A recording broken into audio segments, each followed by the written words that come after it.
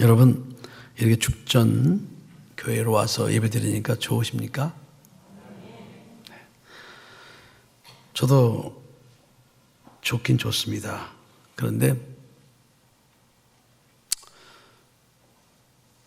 저는 죽전 교회 와서 예배 드리니까 벌써 낯이 설어요.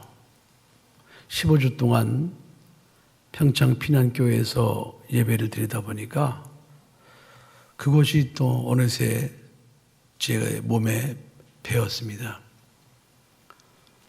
여러분, 7월 셋째 주부터 방역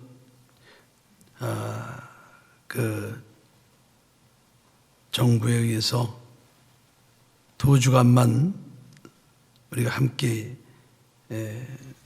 힘을 합쳐서 잘 대처하면 코로나가 이길 수 있습니다. 그런 정부 방역 당국의 말에 우리가 참 호응을 해서 2주간 평창으로 가서 피난 예배를 드렸습니다. 그때만 해도 저는 그래 2주니까 2주만 가서 우리가 예배 드리면은 우리가 또 다시 죽전 교회로 와서 또 좀 더 좋은 조건에서 예배를 드릴 수 있겠다라는 생각을 가지고 피난 교회로 갔습니다.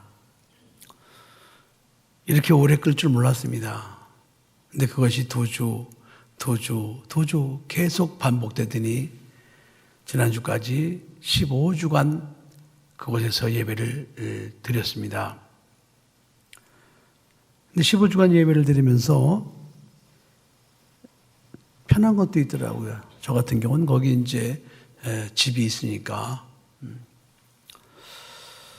또 예배도 한 번만 11시 예배 한 번만 드리니까 새벽 예배를 드리고 나서 그렇게 편할 수가 없는 거예요.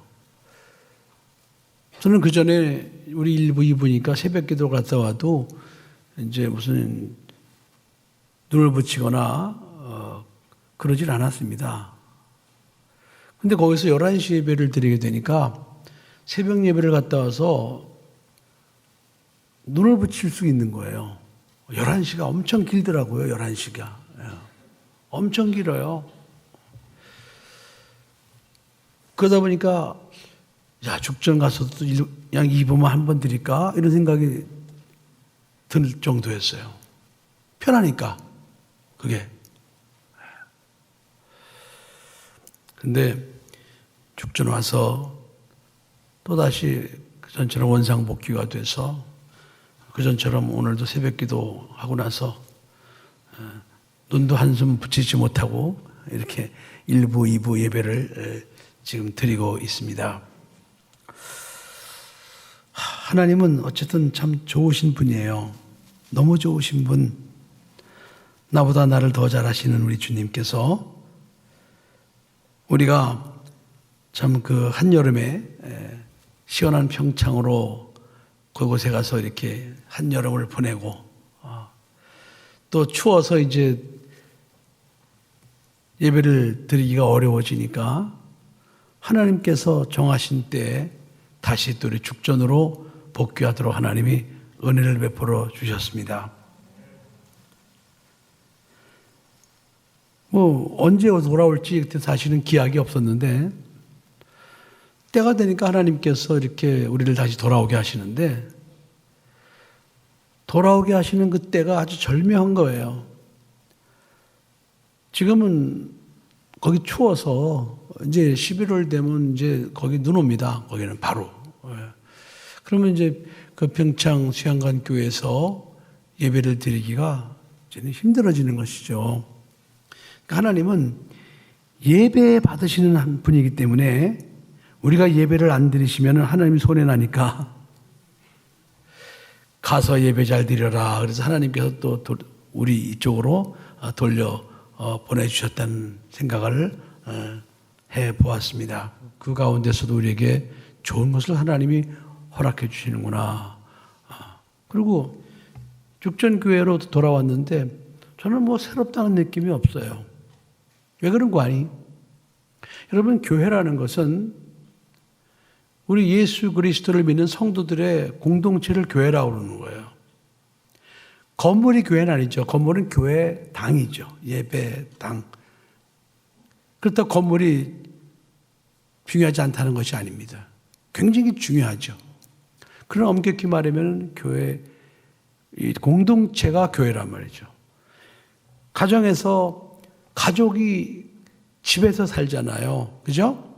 그러면 그 집은 가족을 위해서 있는 거예요. 그 가족이 만일에 딴 집으로 이사 간다. 그러면은 그 집은 이제는 그 가족과 상관이 없는 게 되는 거예요. 가족 따라 사는 것이죠. 마찬가지로 수지산성교회, 주는 그리스도시요 살아계신 하나님의 아들이심을 믿는 믿음의 공동체가 기약 없이 7월 셋째 주에 평창 피난교회로 옮겨졌으면 우리 수지산성교회는 그곳이 교회가 된 것이었습니다.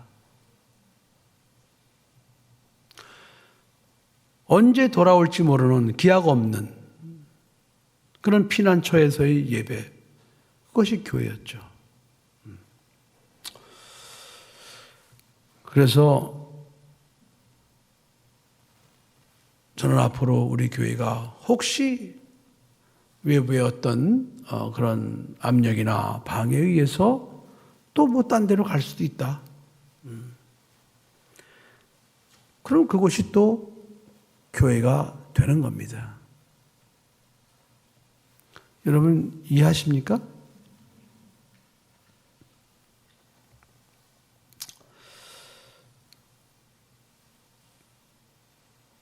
이제 다음 주부터는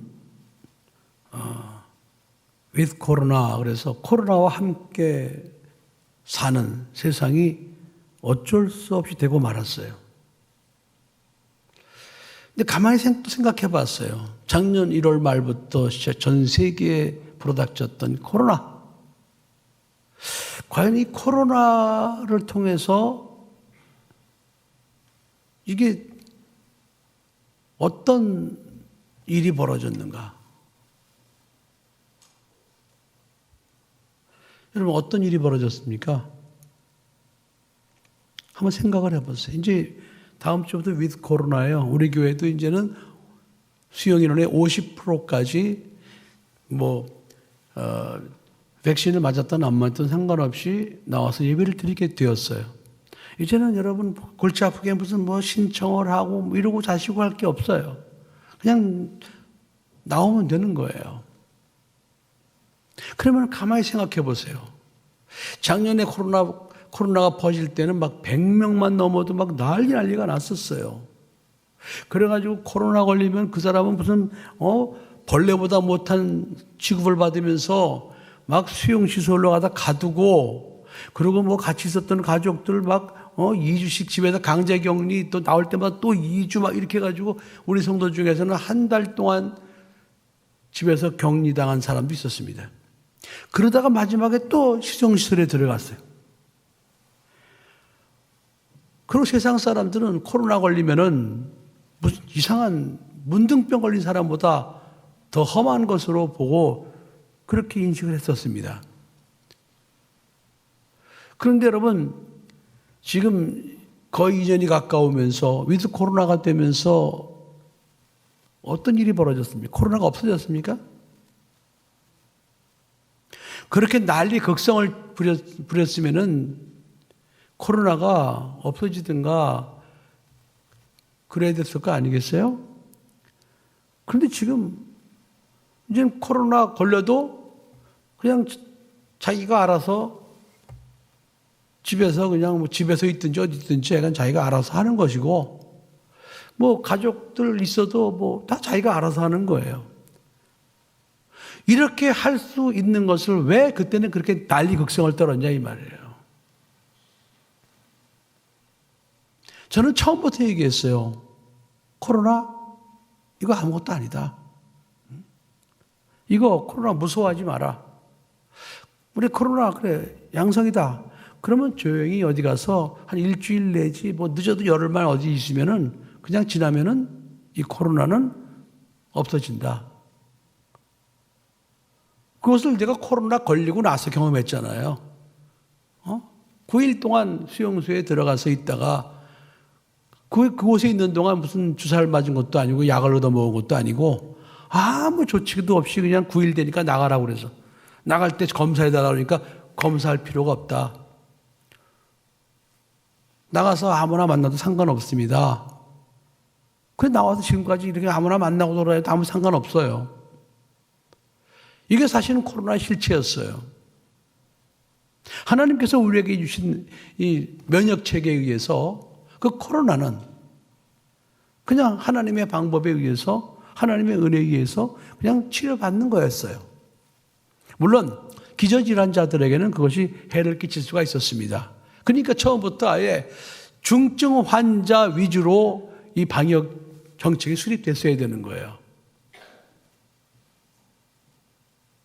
그런데 이 현 정부 방역단체가 그냥 무슨 코로나 걸리면 사람이 죽는 것처럼 해가지고 막 난리를 치고 그러다 지금 여러분 지금 코로나 환자가 지금 일일 평균 몇 명이나 됩니까 지금? 2,000명이 넘어요. 이건 지금 어떻게 이건 말로 표현할 수가 없어요. 이상한 일이에요. 100명 코로나 환자가 50명으로 줄어서 이제 위드 코로나로 들어간다. 그건 이해가 되잖아. 그죠? 근데 100명 환자가 지금 2,000명이 넘어서 우리나라만 해도. 그런데 그때보다 더 쉽게 다 알아서 대처해라. 쉽게 무슨. 근데 여러분 이 코로나 사태가 2년 가까이 진행되면서 아주 극심한 피해를 본 곳이 있습니다. 물론 자영업자들이 많은 어려움을 겪었죠. 근데 그보다 더 큰 어려움을 겪은 곳이 어디냐? 교회입니다. 6만 5천 개의 교회 중에서 1만 교회 이상이 교회가 없어졌어요. 그리고 120만 명의 기독교 신자가 사라졌습니다. 이건 저번에도 말씀드렸지만 이것은 우리 기독교 단체에서 낸 통계가 아니에요. 보건복지부에서 자체 공무원들을 파견을 해서 자체 조사한 것을 갖다가 발표했습니다. 보건복지부, 정부에서 발표한 내용이에요.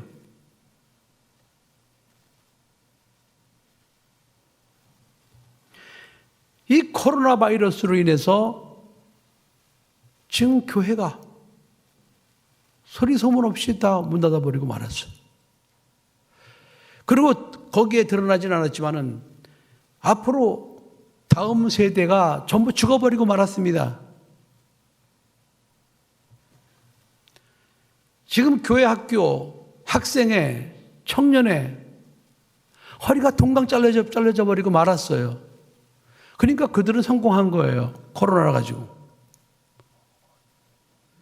이제는 시간만 지나면은 교회는 저절로 위축될 수밖에 없는 그런 상황이 되어버리고 말았습니다. 이제 전도하기도 어려운 상황이 됐어요. 왜? 맨날 교회발.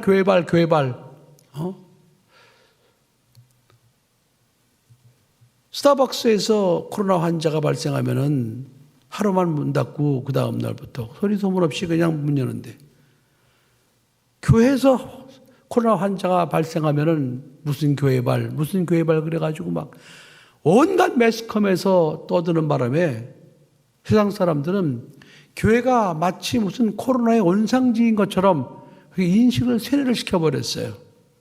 근데 교회 다니는 사람들은 전부 이상한 사람들 그렇게 세뇌를 시켜버리고 말았습니다.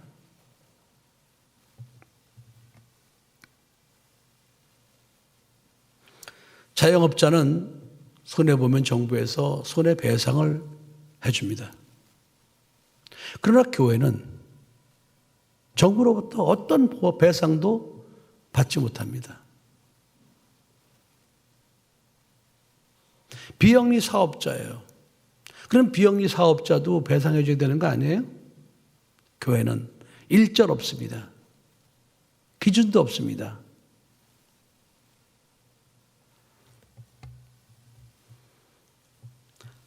마귀의 괴계입니다. 근데 그러면서 이 코로나를 하나님이 허락하신 또 이유가 있다고 생각을 해요. 무엇이냐?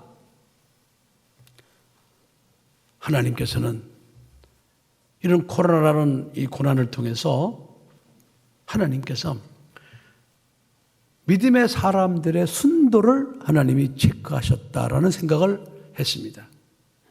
순도.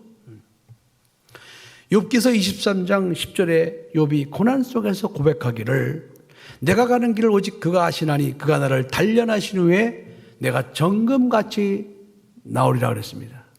정금. 정금은 순도 몇 프로입니까? 99%. 그죠? 네. 99%, 뭐 99.99%도 돼요. 이걸 정금이라고 그래요. 보통 우리 24K라고 말합니다. 그런데 금이라는 게 정금만 있는 게 아니죠. 22K도 있어요. 18K도 있어요. 14K도 있어요. 그죠? 그건 무엇의 차이입니까? 순도의 차이죠.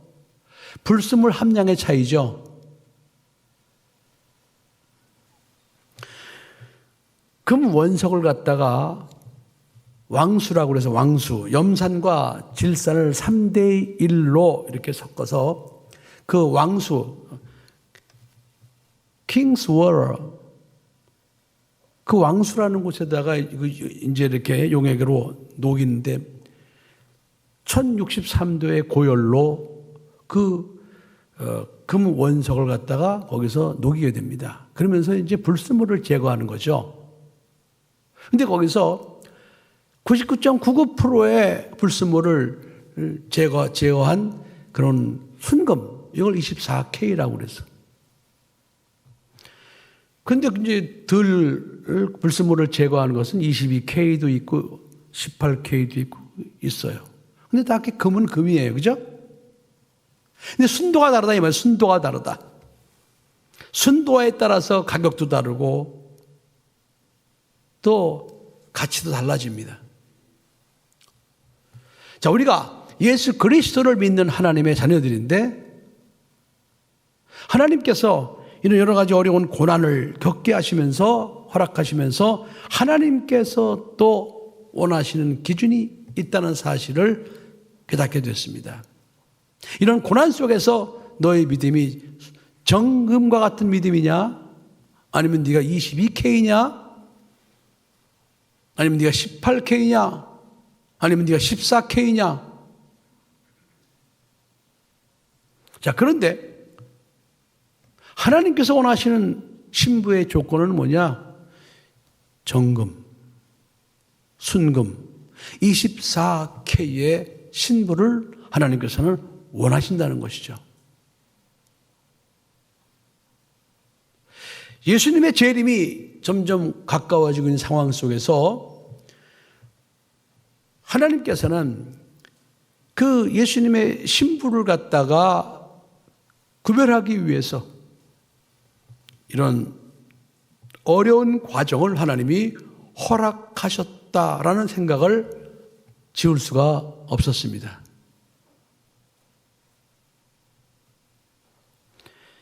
오늘 데살로니가전서 5장 23절에 보면 평강의 하나님이 친히 너희를 온전히 거룩하게 하시고 또 너희 온 영과 혼과 몸이 우리 주 예수 그리스도 강림하실 때 흠없게 보존되기를 원하노라 그랬습니다. 주 예수 그리스도 강림하실 때 하나님께서는 우리의 온 영과 혼과 몸이 거룩히 보존되기를 원한다는 거예요.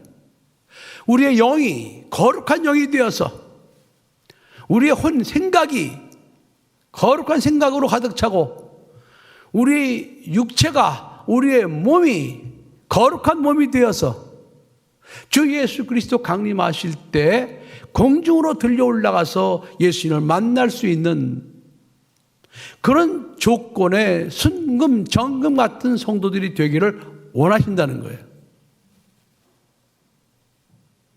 그러면 이 정금 같은 신부가 되기 위해서 거쳐야 될 과정이 뭡니까? 고난이에요. 고난. 교회사 속에 보면은 어떤 성도들은 장작더미 위에 올려져서 그 불에 타 죽으면서도 예수 그리스도 강림하실 때를 소망했던 사람들이 있었습니다. 어떤 성도들은 굶주린 짐승에게 쫓겨 물어뜯겨 죽어가면서도 예수 그리스도 강림하실 때를 기다렸던 성도들이 있었습니다. 어떤 성도들은 온갖 고문과 악행의 고통을 당하면서도 주 예수 그리스도 강림하실 날을 기다렸던 성도들이 있었습니다. 어떤 성도들은 단두대 위에서 그 목이 잘라지는 그 순간에도 예수 그리스도의 강림을 기다리면서 그 신앙을 지켰던 성도들도 있었습니다. 총으로 맞으면서 칼에 찔려 죽으면서 온갖 어려움 속에서 육체적인 고난을 당하는 그 속에서도 주 예수 그리스도 강림을 갖다가 기다리면서 그 고통 속에 순교당한 그런 많은 그런 믿음의 성도들이 있었습니다. 그럼 그들이 왜 그런 고통 속에서도 그들이 그 고통을 참고 이겨낼 수 있었을까요? 다른 거 아니에요. 주 예수 그리스도 강림하실 것이다. 주 예수 그리스도 강림하실 때 나는 공중으로 들려 올라가서 공중에서 예수님 만날 것이다.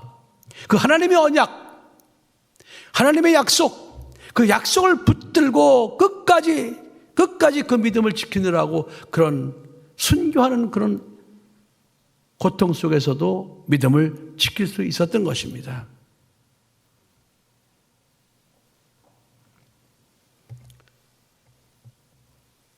마태복음 24장 37절 39절에 마지막 때를 향해서 예수님께서 이렇게 말씀하셨습니다. 마지막 때는 노아의 때와 같다. 노아의 때와 같이 인자의 임함도 그러하리라. 홍수 전에 노아가 방주에 들어가던 날까지 사람들이 먹고 마시고 장가들고 시집가고,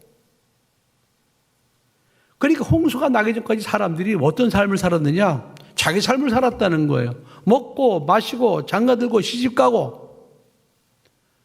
그런데 홍수가 나서 저희를 다 멸할 때까지도 그들은 깨닫지 못했다는 거예요. 그 말씀을 하시면서 인자의 임함도 그러하리라 그랬습니다. 예수 그리스도 강림하실 때 이 세상에는 어떤 일이 벌어지느냐? 네, 오늘 데살로니가서 5장 3절에도 보면 저희가 평안하다 안전하다 할 그때 잉태된 여자에게 해산 고통이 이름과 같이 멸망이 호련히 저에게 이르니 결단코 피하지 못하리라 그랬습니다.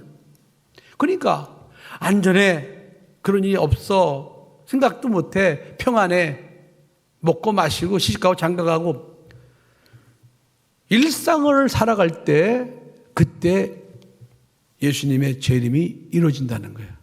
주 예수 그리스도의 강림이 이루어진다는 거예요. 그러니까 그들에게는 예수님의 재림이 도적같이 임하는 것이죠. 그들은 전혀 생각도 못했으니까. 여러분, 도둑놈이 여러분 집에 들어올다고 할 때 여러분 알고 있었습니까? 전혀 생각지 못했잖아요. 그런 것처럼 예수님의 강림이 일어날 때는 그런 사람들은 전혀 생각을 못하고 있다가 예수님의 강림이 일어나니까 그들 입장에서는 도적같이 임했다는 생각이 들 거예요. 그런데 오늘 예수님께서 말씀하시기를 너희들은 빛의 자녀들이니까 빛의 자녀들에게는 예수님의 재림이 도적같이 임하지 않는다 그랬습니다. 다시 말하면 너희들에게는 예수님의 재림의 징조가 보여질 것이다. 그러므로 너희들은 깨어서 기도하면서 너희들은 그 예수님의 강림의 날을 준비하는 성도가 되어야 된다. 이렇게 말씀하시는 거예요. 아멘.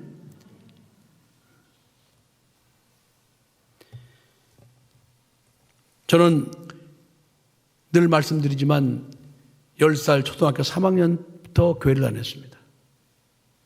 60여 년 가까이 교회를 다니면서 코로나로 인해서 교회가 폐쇄된다는 생각을 한 번도 해본 적이 없었습니다. 내가 드리기 싫어서 안 드리는 것이지 정부 방역에 의해서 예배를 드리지 못하고 이런 날이 오리라고는 한 번도 생각해 본 적이 없었어요. 그런데 우리는 2년 가까이 그런 일을 겪게 되었습니다. 여러분, 이것이 징조가 아니고 뭐겠습니까?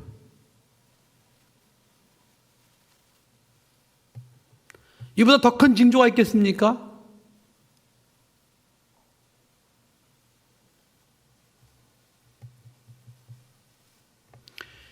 전 세계 인류가 코로나 백신을 맞을 수밖에 없는 그런 상황, 여러분 겪어본 적 있습니까? 겪어본 적이 없습니다. 상상도 할 수 없는 일이에요. 그 코로나 바이러스로 인해서 전 세계 인류를 갖다가 통제할 수 있는 방법을 갖다가 통제할 수 있는 길이 있다는 것을 누군가가 알게 된 것이죠. 그래서 지금 백신 패스니 백신을 맞은 사람과 맞지 않은 사람의 그 차이를 두면서 불이익을 주기 시작했습니다. 아, 이럴 수 있구나. 이런 방법이 있구나.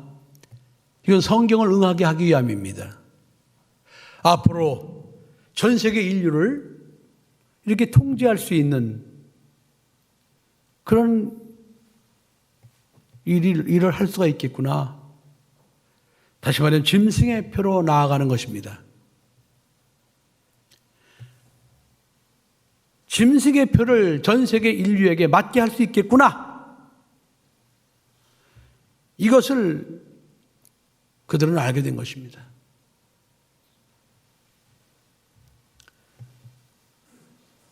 엊그저께 뉴스를 보니까 애플이라는 회사에서 어떤 무슨 칩을 만들었는데 그 칩의 이름을 갖다가 짐승으로 만들었다는 거예요. 짐승으로 졌다는 거예요. Beast.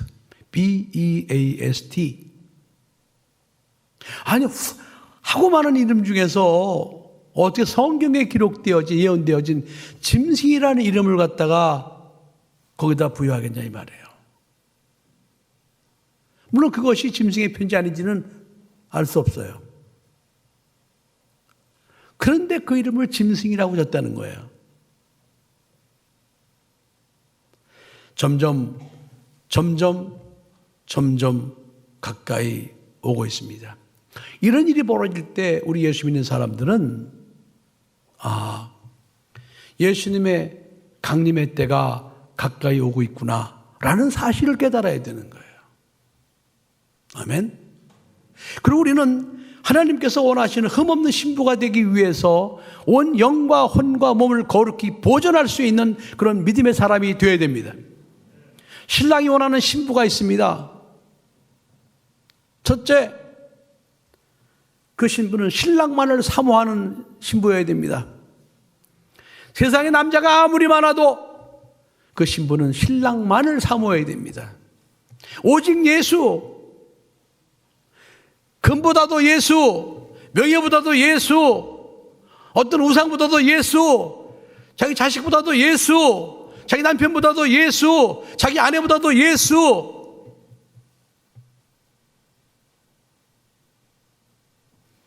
그것이 신랑이 원하는 신부의 첫째 조건입니다. 신랑만을 사모해야 돼요. 둘째 조건은 무엇인가 하니 신랑이 자기를 데리러 올 날을 손꼽아 기다려야 됩니다. 신랑이 나를 데리러 와야 돼. 데리러 올 거야. 그 신부는, 신랑만을 사모하는 신부는 그 신랑이 자기를 데리고 올 날만을 손꼽아 기다립니다. 셋째 조건은 뭐냐? 신부로서 신랑을 맞기 위해서 정결함을 유지해야 됩니다. 그것이 신랑이 원하는 신부의 조건입니다. 우리는 자기 마음대로 자기 조건을 가지고 이 마지막 때를 살아서는 안 됩니다. 우리를 데리러 오실 신랑이 원하는 기준이 있어요. 그 신랑이 원하는 신부로서의 기준을 갖고 우리가 준비하고 있어야 예수님 주 예수 그리스도 강림하실 때 우리가 그분 앞에 들려 올라갈 수 있다는 사실 여러분 꼭 믿으시기 바랍니다. 뭐 코로나로 인해서 어디가 예배 드리고 이거 중요하지 않아요. 예배 드리냐 못해 그게 중요하지 않아요. 신부로서 우리가 그런 자격을 조건을 갖추고 있느냐.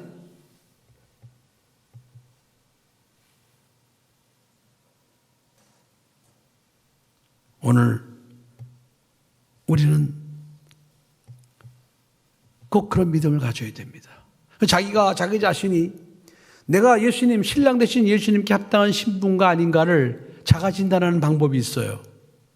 코로나만 자가 진단하는 것이 아니에요. 예수님의 재림을 내가 사모하고 있으면서 내 마음이 가슴이 설레는지 아닌지를 각각 진단해 보면 압니다. 신랑 대신 예수님의 재림이 가까이 온다는 사실을 알고 있을 때 가슴이 설레야 돼요. 그런데 그런 가슴이 설렘이 없으면 미안합니다만 그는 신부로서 합당하지 않습니다. 가슴이 설레야 돼요. 아무리 어렵고 힘들어도 그래 신랑 대신 예수님 곧 나를 데리러 오실 거야. 가슴이 설레야 돼요. 가슴이 설레는지 아닌지 여러분 스스로 자가진단해 보십시오. 주 예수 그리스도 강림의 날에 오직 그날만을 사모하면서 아무리 어렵고 힘든 일을 만난다 할지라도 설레는 마음으로 아멘 주 예수여 오시옵소서 신랑 되신 예수님을 사모하는 여러분 되시기를 예수 그리스도의 이름으로 간절히 부탁합니다. 기도하시겠습니다.